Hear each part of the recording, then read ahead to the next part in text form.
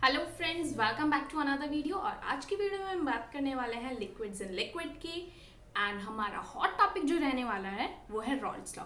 तो Rawls law को समझने के लिए हम कुछ अपनी इंपॉर्टेंट टर्म्स हैं जिन्हें जानना बहुत ज़्यादा ज़रूरी है। तो आइए उसे देख लेते हैं। ठीक है, सबसे पहली जो टर्म है वो है वेपर प्रेशर। तो what is vapour pressure? Actually the pressure exerted by the vapours molecule at the surface in equilibrium of liquid. मतलब इसका मतलब साफ साफ ये है कि वो वेपर प्रेशर जो मेरे सॉल्यूशन पे लग रहा है, मेरे लिक्विड के सरफेस पे लग रहा है, वो भी इक्विलिब्रियम में, मैं उस चीज को बोल सकती हूँ कि वो क्या है, वो है मेरा वेपर प्रेशर।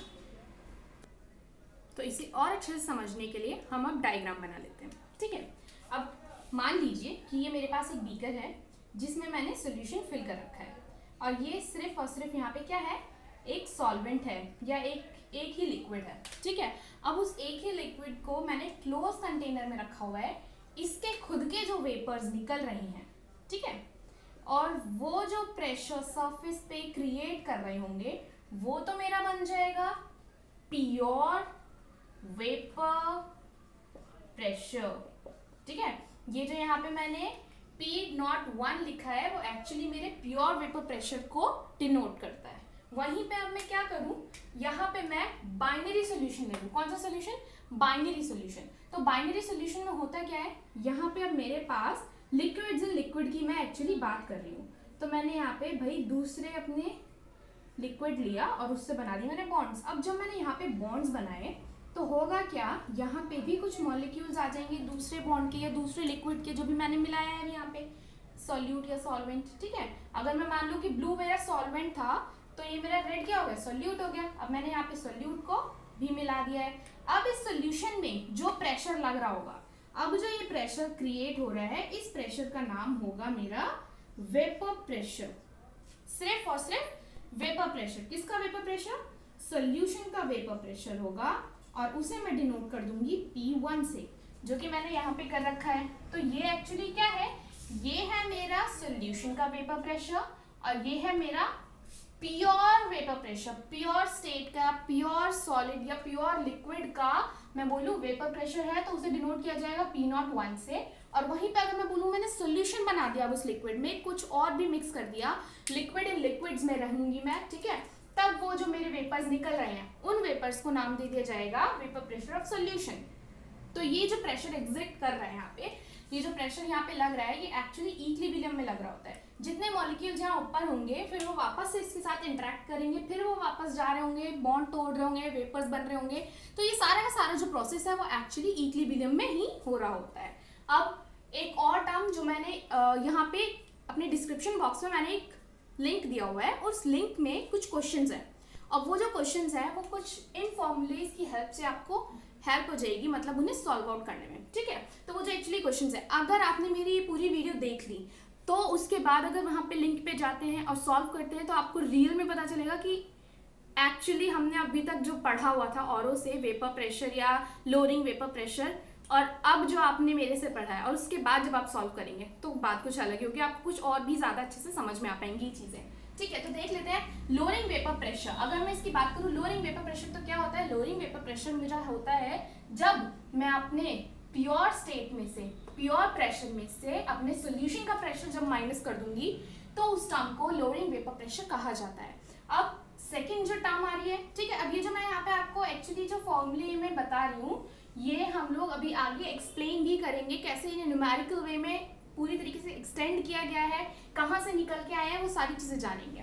ठीक, और यहाँ पे अब अगर मैं रिलेटिव लोअरिंग वेपर प्रेशर की, लोअरिंग वेपर प्रेशर क्या था, जहां पे मैंने प्योर में से सोल्यूशन को माइनस किया था, प्योर वेपर प्रेशर में से सोल्यूशन के वेपर प्रेशर को माइनस किया था। और रिलेटिव लोअरिंग वेपर प्रेशर में हम लोग क्या करते हैं, जिसे मैं अपनी शॉर्ट फॉर्म में अगर बोलूं तो RLVP भी बोला जाता है। ठीक है, तो रिलेटिव लोअरिंग वेपर प्रेशर का क्या फॉर्मूला बनता है, वो फॉर्मूला होता है प्योर में से मैंने सोल्यूशन माइनस किया अपॉन प्योर वेपर प्रेशर, और ये हमेशा किसके इक्वल होता है, ये मेरे मोल फ्रैक्शन ऑफ B के इक्वल होता है। अब मोल फ्रैक्शन और इसके बीच का रिलेशन, इसे बहुत अच्छे से एक्सप्लेन किया गया है रॉल्स लॉ के द्वारा। ठीक है, तो जो एक्चुअली मेरा मेन टॉपिक भी है आज की वीडियो का, रॉल्स लॉ, तब उसे देख लेते हैं। उससे पहले एक चीज और जो बताने में भूल गई कि यहाँ पे जो मेरे पास प्रेशर क्रिएट हो रहा है वो एक्चुअली सॉल्वेंट में सोल्यूट मिलाने के बाद ही वेपर प्रेशर क्रिएट हो रहे हैं। तो जो सोल्यूट है वो भी मेरे पास 2 टाइप्स के हैं, या तो वो होंगे वॉलेटाइल नेचर के या फिर वो होंगे नॉन वॉलेटाइल नेचर के। अब वॉलेटाइल और नॉन वॉलेटाइल में मीनिंग क्या हुआ, अगर मैं बात करूंगी सोल्यूट जो वॉलेटाइल है तो जो वेपर्स बनेंगे वो वेपराइजिंग क्रिएट करेगा, मतलब ज़्यादा से ज़्यादा वेपर्स वो बना पाएगा।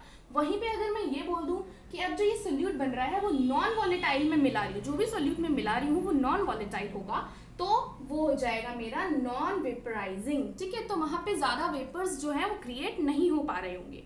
ठीक, यही डिफरेंस है मेरे वेपर्स के सोल्यूट में। सोल्यूट में अगर मेरे वेपर्स ज़्यादा बन रहे हैं तो मतलब मैंने वॉलेटाइल नेचर लिया हुआ है सोल्यूट का, और अगर मेरे वेपर्स कम बन रहे हैं तो वहाँ पे मैंने अपना नॉन वॉलेटाइल नेचर का सोल्यूट लिया हुआ है।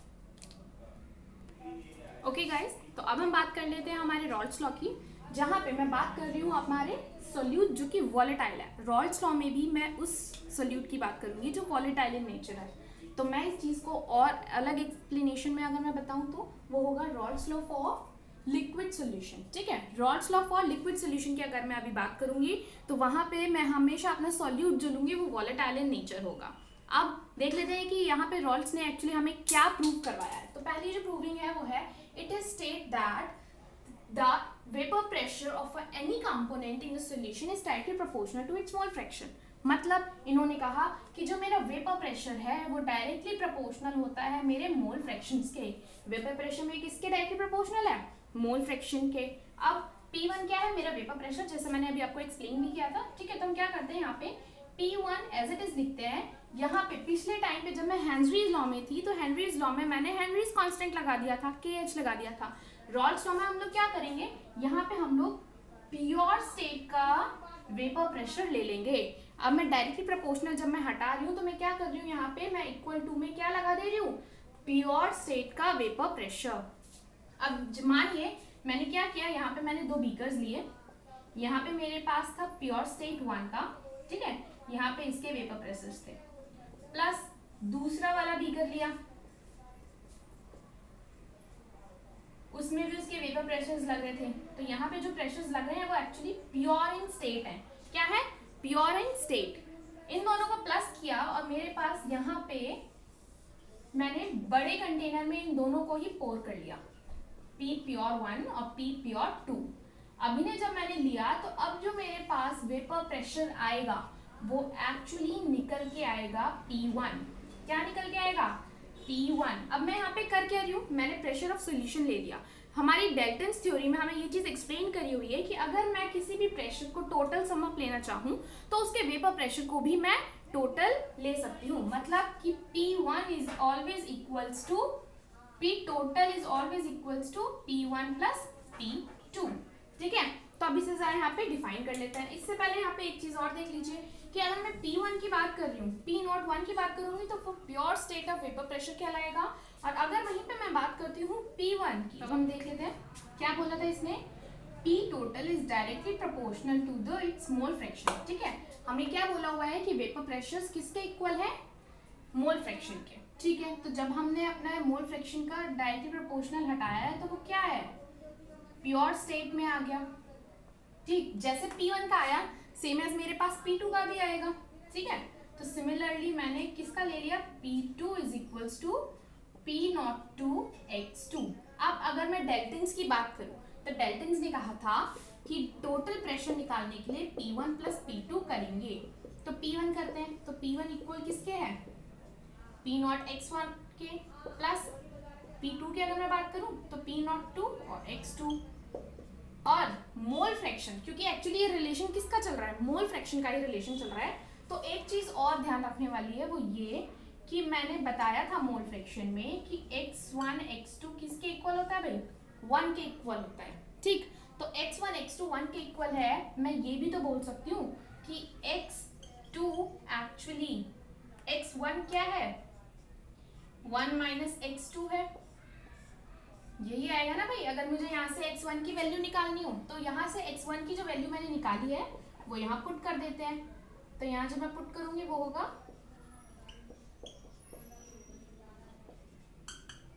फिर इसके बाद मैंने इसको अंदर मल्टीप्लाई करवा दिया।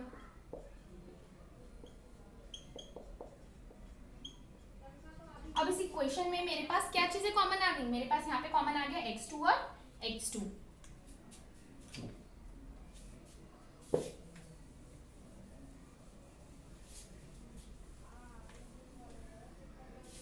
तो यहां से क्या करा मैंने, P01 मेरे पास था,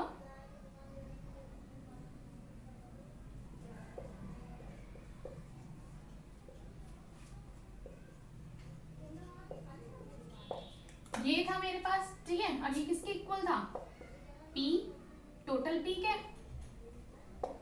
यहां से x2 मेरे पास साफ साफ दिख रहा है, क्या आ रहा है भाई, यहाँ से आ रहा है कॉमन, तो मैं ले लेती हूँ कॉमन यहाँ से। तो ये आ गया मेरे पास P टोटल। ये फॉर्मूला मुझे हेल्प करेगा P टोटल निकालने में, कब, जब मेरे पास इक्वेशन में गिवन हो pure state of one solution, then second solution, और मोल फ्रैक्शन भी गिवन होना चाहिए मेरे पास सेकंड सॉल्यूशन का। तब मैं बहुत इजीली अपने क्या निकाल सकती हूँ, वेपर प्रेशर्स निकाल सकती हूँ। टोटल वेपर प्रेशर निकालने के लिए मुझे इजीली इसकी हेल्प लगेगी, ठीक है।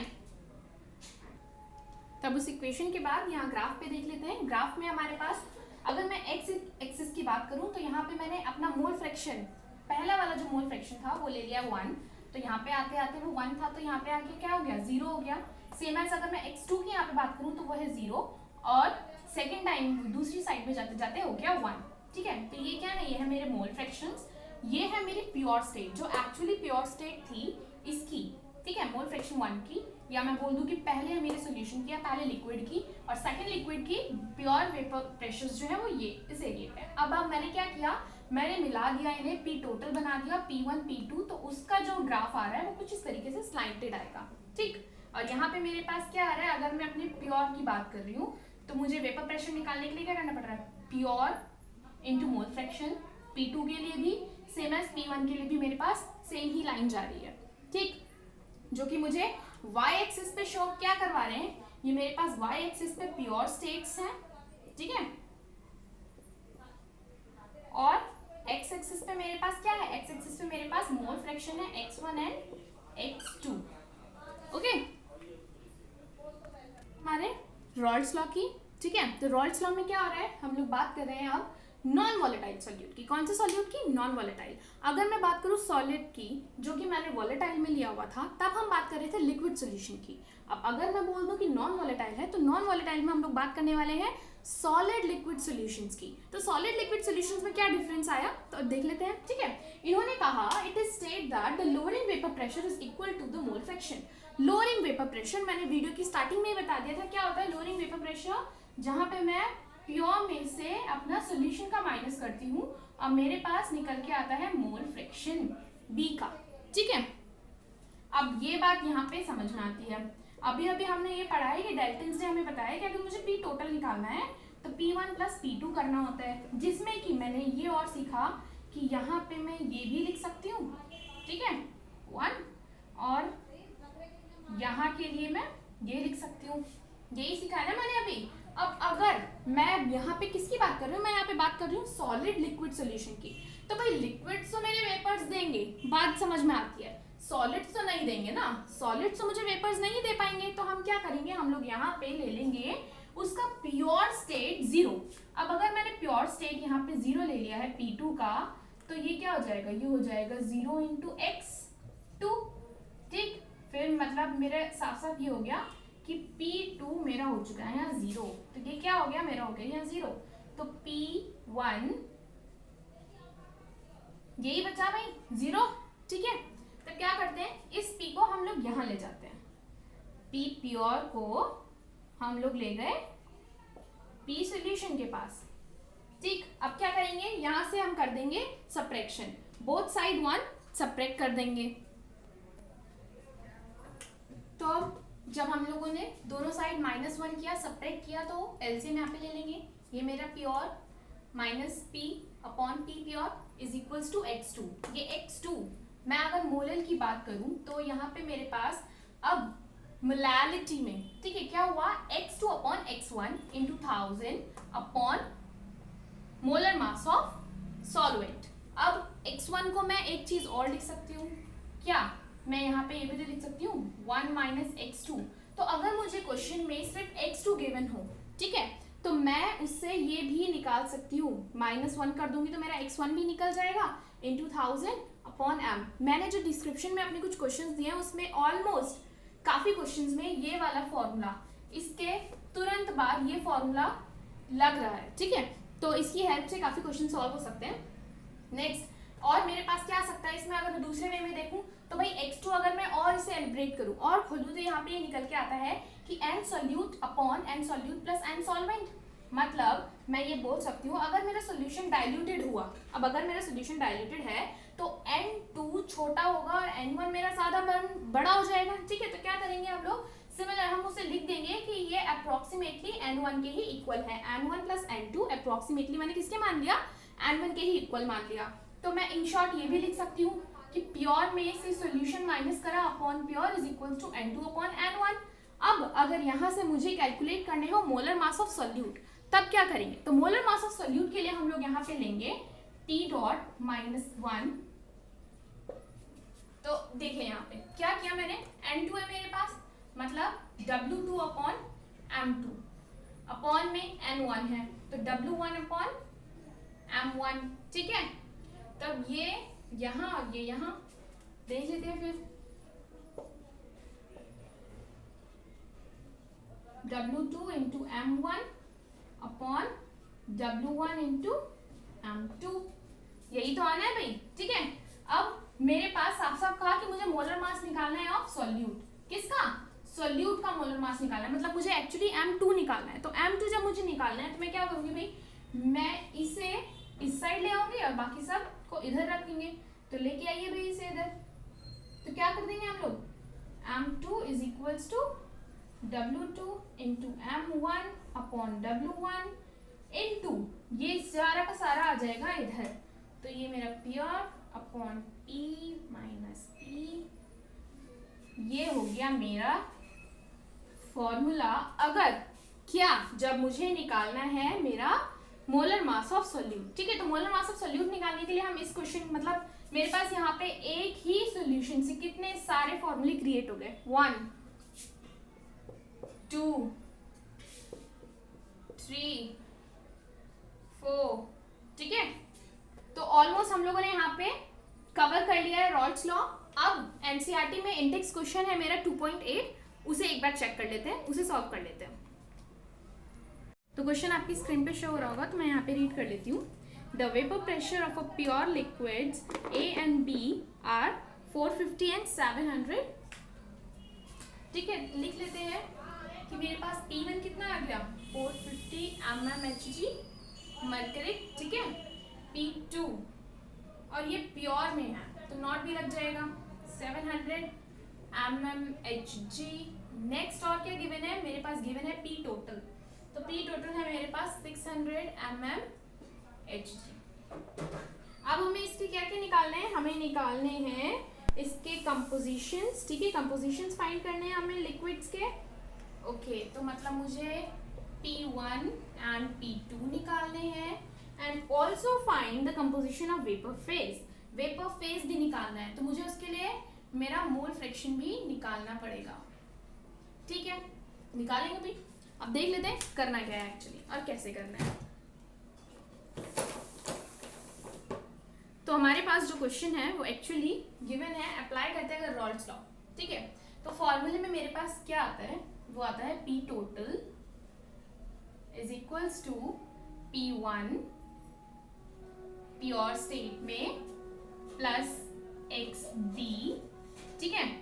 और क्या आता है P2 minus P pure state 1, यही आता है ना, ठीक है।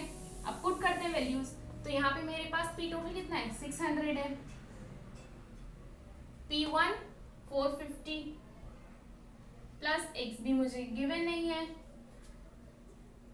700 माइनस 450, तो यहाँ से मेरा XB मेरे पास टोटल आ जाएगा 0.40, ठीक है। इसे सॉल्व करके मेरा XB आ जाएगा 0.40। अब क्या करना है, अब हम लेंगे हमारे कंपोजिशंस, जो हमें कंपोजिशंस एक्चुअली बोले हुए थे।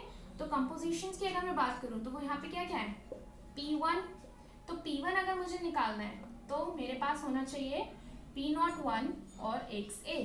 अब हमें XB पता है तो XA कैसे तो निकाल लेते हैं यहाँ से, ठीक है।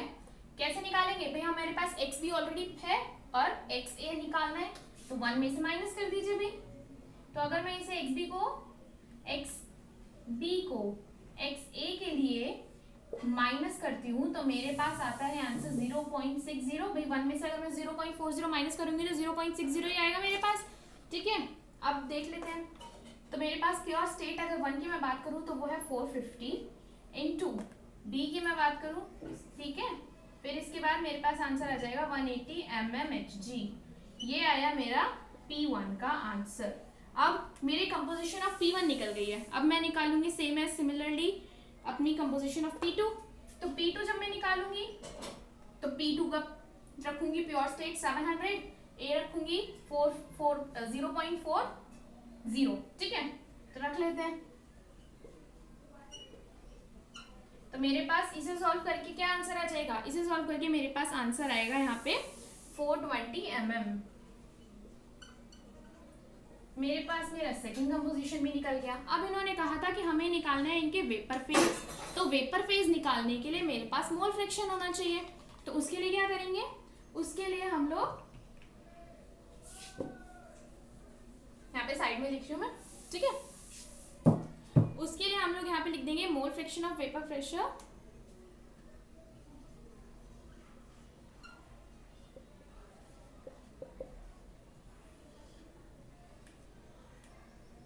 लिखेंगे हम लोग यहाँ पे एम टोटल और प्योर, ठीक है। तो प्योर निकाल रहे हैं, सॉरी मोल फ्रैक्शन निकाल रहे हैं यहाँ पे।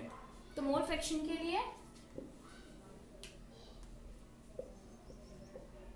PA के निकाल रहे हैं, पहले किसके निकाल रहे हैं, A फेज के निकाल रहे हैं।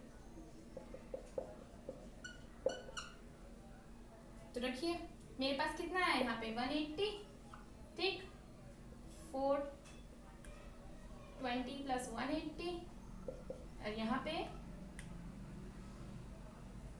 मेरा आंसर आ जाएगा यहाँ पे मोल फ्रैक्शन A का वो है कितना 0.30। अब ये तो आया मेरे पास किसका, मोल फ्रैक्शन ऑफ A का। यहाँ पे मैं निकाल लेती हूँ mole fraction of vapour phase. Vapour phase किसका, B का, ठीक है। तो अब B वाला ऊपर रख देंगे क्योंकि मोल फ्रैक्शन में तो हम जो हमसे पूछा होता है उसे ऊपर रखते हैं ना। तो रखिए कितना हो जाएगा 420 और 180 प्लस 420। इसे सॉल्व करिए, ठीक है। और सॉल्व करके इसका आंसर आ जाएगा। अब मेरे पास दोनों के दोनों कंपोनेंट्स जो है वो इजी तरीके से आ सकते हैं। या तो आप ये कर दीजिए कि इसे निकालने के बाद ये निकालिए, या फिर जो मैंने आपको शॉर्ट ट्रिक बताई थी, क्या बताई थी कि यहीं पे ही आपको अगर A मिल चुका है तो A में से आप 1 माइनस कर दीजिए, आपको ऑलरेडी गिवन आ जाएगा B, ठीक है। तो अगर मैं इसमें से 1 माइनस कर देती हूँ, 1 माइनस करूंगी तो मेरे पास यहाँ पे जो आंसर आएगा वो होगा 0.70।